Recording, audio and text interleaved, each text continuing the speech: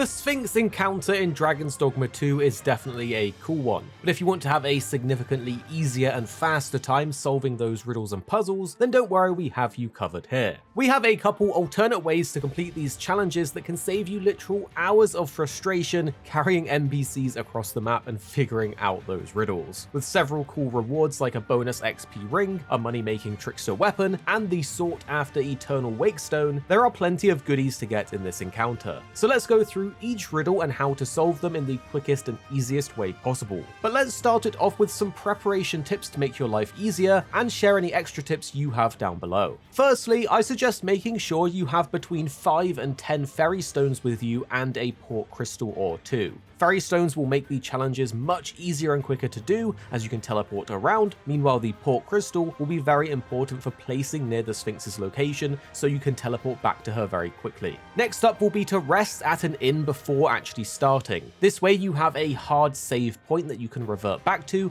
if you mess something up. To save you some time later on, I actually advise that you go to this rift stone in half. By disabling your network features in the settings and then interacting with it, it will force the Sphinx parent AI to spawn from Capcom. You want to hire this one into your party as it is important for a riddle later. Doing it now basically saves you the fairy stone of teleporting there and back again, so a little extra tip. Do note that for some of the riddles, reports online are stating that you can fail 2 of them, and a third fail will see the Sphinx fly away never to return. But hopefully with the answers in this video, you can get them all correct. Finally, if you cannot be bothered to do any of these riddles for the variety of side rewards and you want to skip right to the end and the Eternal Wakestone, you can purchase an Arrow of Unmaking from the Dragon Forged vendor here on the map, which will cost you 8 Worm Life Crystals. You use this with a bow and arrow vocation, so the archer or the warfarer with a bow and arrow, to simply one-shot the Sphinx, instantly killing it, granting you the necklace key to unlock the big golden chest for the Eternal Wakestone. This is always an option if you want to skip the other rewards and just defeat it instantly for that Eternal Wakestone, so this is great to know, especially if you just want to skip it when doing it a second or third time in New Game Plus. Okay, so now that you're prepared, you want to make your way to the Sphinx's first location here on the map. To get here, you can travel through the ancient battlegrounds and go into the caves behind the castle. You might also be able to get here through the misty marshes, but it will be quite the climb.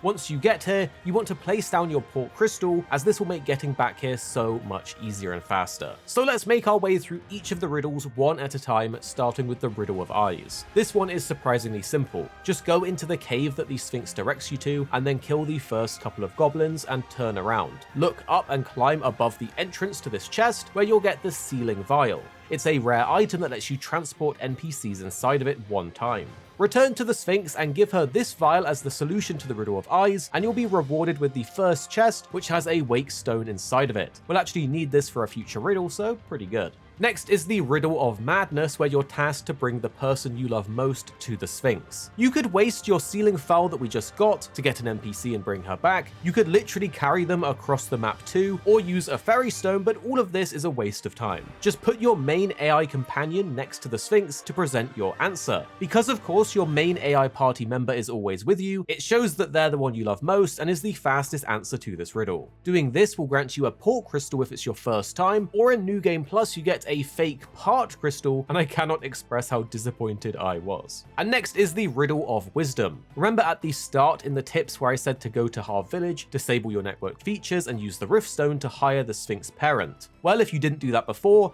now you need to go and use your fairy stones to do it. If you did do it, however, and they're already in your party, just pick them up and place them next to the Sphinx to complete the riddle, which will give you 1200 RC from the chest reward. And next is the Riddle of Conviction, perhaps the easiest one. Remember that wake stone we got from the Riddle of Eyes? Just hand that over as the answer to pass this riddle, and you'll get the wake stone back from the chest afterwards, so you do get to keep it. The last riddle of this area is the Riddle of Rumination. Before you start this, you need to know that this one has a timer on it once you do start it, and it is quite difficult depending on how good your memory is. For this one, you need to go back to wherever you personally picked up your very first Seeker's token in your playthrough. When you go there, you will now find a Finder's token to pick up to give to the Sphinx. This literally depends on where you specifically picked up that first Seeker's token, and by the way, if you're in New Game Plus, this applies to the first Seeker's token that you picked up after entering New Game Plus. So if it's your first playthrough, it's the literal first Seeker's token you got. If it's your second playthrough in New Game Plus, it will be your first Seeker's token that you picked up after returning back to the start of the game. So it will be different depending on if it's your first run or your second run or so on. My best advice if you're struggling is to use the Trickster augment that helps you locate nearby Seeker tokens, as this works for the Finder's token. You also should rest at an inn either before or directly after starting the quest, as you only have 7 in-game days to find it. This way you have an inn rest that you can revert back to if you don't find it in time to continue your search. So explore to the best of your memory the areas where you first found a Seeker's token and go back and check there. A great thing to note is that once you actually find the Seeker's token, you can go to the rest checkpoint town and create a forgery of it, and it only costs 1200 gold. Doing this will give you the exact same item but times 2, so you can actually have an extra one for your next run in New Game Plus, or use this to send to a friend in need if they just can't find it. After you find your token though, you can now return to the Sphinx and pick up your port crystal because you no longer need it for this location as we're moving to the next area. The chest reward for this one is a few fairy stones which you can always return back later for.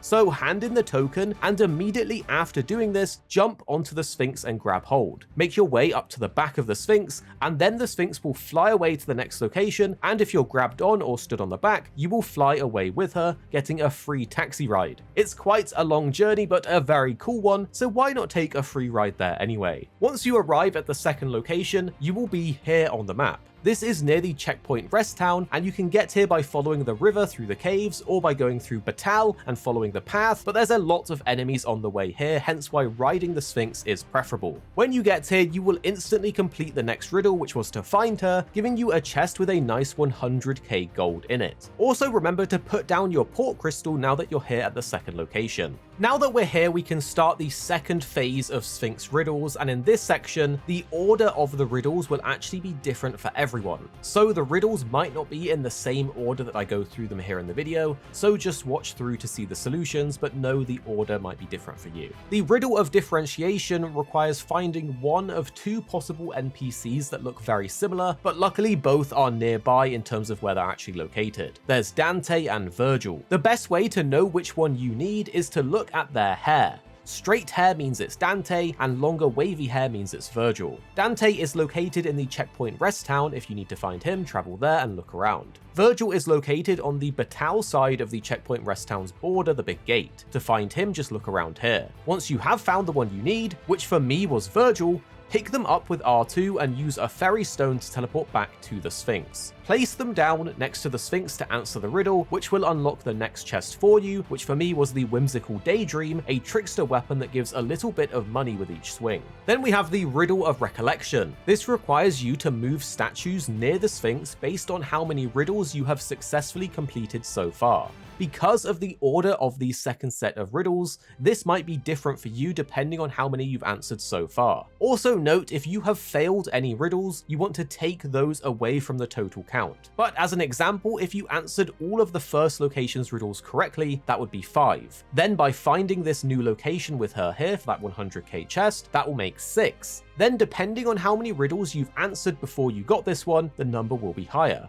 For example, I got this riddle right after the Riddle of Differentiation, and so my answer was 7. After answering this, you'll get your next chest with an Arrow of Unmaking, which is perfect for future runs to defeat her quickly and skip the riddles. Then there's the Riddle of Futility, which requires you to get this fragile urn all the way across the map to Back Batal. But no one's got time for that, and it can break very easily. Instead, use a fairy stone to go to Back Batal and run to the mural byway where you will find this NPC. Just pick him up and run to the edge where there isn't a ceiling, and use another fairy stone to teleport him back to the Sphinx. Drop him next to the vase, and this will complete the challenge super easily. By beating this riddle, you will get the Eternal Bond ring, which gives you bonus affinity when giving gifts to NPCs. And then we have the Riddle of Contest. This will have you fight an NPC with a ring auto-equipped, which will remove almost all of your damage. What you want to do is attack him a few times until he gets knocked over or off balance, then pick him up. Once you've picked him up, just walk to the edge and yeet him off the cliff to instantly kill him. This will finish the riddle quite quickly and gives you the Ring of Ambition, which gives you an extra XP bonus when defeating foes. Now for the final challenge, the fight against the Sphinx, which you must quickly trigger by attacking her as soon as that last riddle is finished. Rush over to her and attack until you get a cutscene. To complete this fight, you must avoid hitting her in her face and chest, or she will trigger a cutscene and leave. I advise that you set your pawns to wait and then do this fight by yourself. Keep on attacking her back as best you can. She will cast a lot of spells and even teleport around, so try to keep mobile and dodge the AoE spells. I used the Magic Archer for this and it wasn't too hard. I kept locking on to her back and attacking her with my various skills, all the while dodging her AoE attacks. The fight overall does take a couple of minutes, and after you've done the final blow, she will finally be defeated and impressed by you, fading into a bunch of sparkles and dropping money as well as her key on the floor. Pick up the key and you can finally open the big golden chest to gain the Eternal Wakestone, which is ideal for countering the Dragon's Plague. Do note, you can make a forgery version of this Eternal Wakestone for 30,000 gold, and it will be a legitimate second one, so you can actually get 2 or more of these once you have one, to either keep for emergencies or send to a friend. Hopefully we helped you guys out, so drop a like if we did, and subscribe for more videos coming your way very soon.